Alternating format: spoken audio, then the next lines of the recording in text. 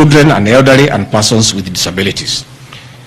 F, include special measures to ensure that there is no arbitrary deprivation of property or possessions as a result of the eviction. G, include mechanisms to protect property and possessions left behind involuntarily from destruction. H, respect the principles of necessity and proportionality during the use of force and give the affected person the first priority to demolish and salvage their property. Critically, our Constitution provides at Section 147(2) that first, the Deputy President shall perform the functions conferred by these constitutions and any other functions of the President as the President may assign. Pursuant to Article 3 of the Constitution, I, as well as every citizen of Kenya and state or public officers, have the obligation to respect, uphold, and defend the Constitution in performing any of my functions. The national values and principles of governance contained in Article 10 of the Constitution bind all state organs, public officers, and all persons, including myself as the Deputy President, wherever we make or implement public policy decisions. In relation to this matter, these national values and principles include the rule of law, democracy, and participation of the people, human dignity, equity, social justice, inclusiveness, equality, human rights, non-discrimination, and protection of the marginalized. Adherence to these principles became extremely important when we, as state officers, are contemplating legal evacuation of citizens with a duty to avoid inhuman forced evictions that would be contrary to our Constitution and international law. While campaigning with the President, and subsequently when I was sworn in as Deputy President, you can remember, I promised as a key pillar to the Kenya Kwanza government that there will be no forced and unlawful evictions and that all evictions shall be human and entail legal compensation. You remember my inauguration speech. I said never again shall this administration carry out inhuman evictions in a brutal manner as was done in the previous administration. I and my office, the Office of the Deputy President, have undertaken extensive engagement with all parties in regard to the cabinet decision on eviction, which I fully support, including the Nairobi River, which is an entity under the ODP and County Government of Nairobi. Adherence to these principles become extremely important when we as state officers are contemplating legal evacuation of citizens with a duty to avoid inhuman forced evictions that would be contrary to our Constitution and international law. Guideline number 6 of the United Nations General Assembly, guidelines for the implementation of the rights to adequate housing, prohibits forced evictions, and the state should ensure that any eviction under domestic law are fully compliant with international law.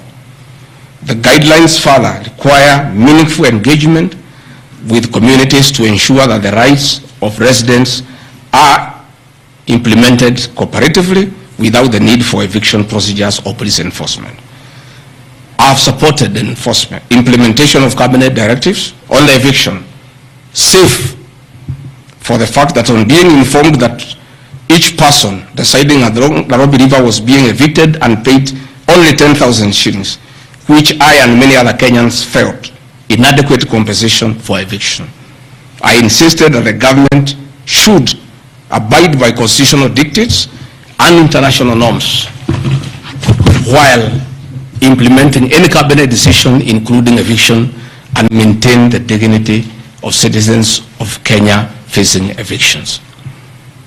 My statements did not and cannot be construed to undermining the President, because the President, like me, sued to defend the very Constitution. I hope I'm very clear. Am I clear? I cannot, I will not oversee, supervise forced, brutal eviction against the people of Kenya. That I will not, and I can't. President William Ruto and I on the campaign trail gave a solemn undertaking to the people of Kenya that under our administration That will never happen. So when I was asked to oversee brutal, inhuman eviction against innocent people without notice, without compensation, without due regard to what the Constitution says, I found it very, very difficult, and I rescued myself and allowed the CS for Interior, the Head of Public Service, the PS for Internal Security to proceed. If that is the reason why Rigathi Gachagua should be impeached as Deputy President of the Republic of Kenya and sent home for refusing to undermine the Constitution, for saying no to brutal and inhuman eviction of poor Kenyans, let it be. Undermining devolution by allegedly holding a meeting in Nairobi. Good people. I'm sure you are as embarrassed as I am. That a deputy president holding a public meeting to talk to the people of Kenya is undermining devolution. To start with, Deputy President Rigathi Gachagua, in the duties spelled out by the President under Executive Order number 1 of 2023, he has the duties to coordinate intergovernmental relations. I work with the governors. This is the home of devolution. I hold meetings with the governors every day. I chair IBEC. I cannot be accused, and I need evidence tabled that I undermined devolution.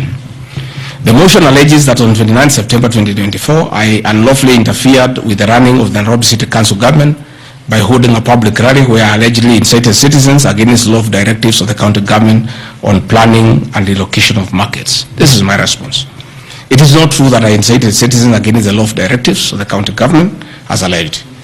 I wish to clarify and point out that when I held the public rally, I merely requested the governor of Nairobi County to speak and listen to grievances which were being raised by the market traders. Videos will be produced tomorrow in the National Assembly. I, Rigathi Gachagua, asking Governor Sakaja to take time to listen to the people and listen to their grievances. The traders had sought me out to intervene and request the governor on their behalf to dialogue with them and seek a solution to their grievances with regard to the relocation of markets. Had the governor listened to these traders, they would have had no business coming looking for me. All I was saying is listen to the people. Before you relocate them, have public participation. Most of those traders have lived in Wakulima market for 40 years. They wanted to discuss with the governor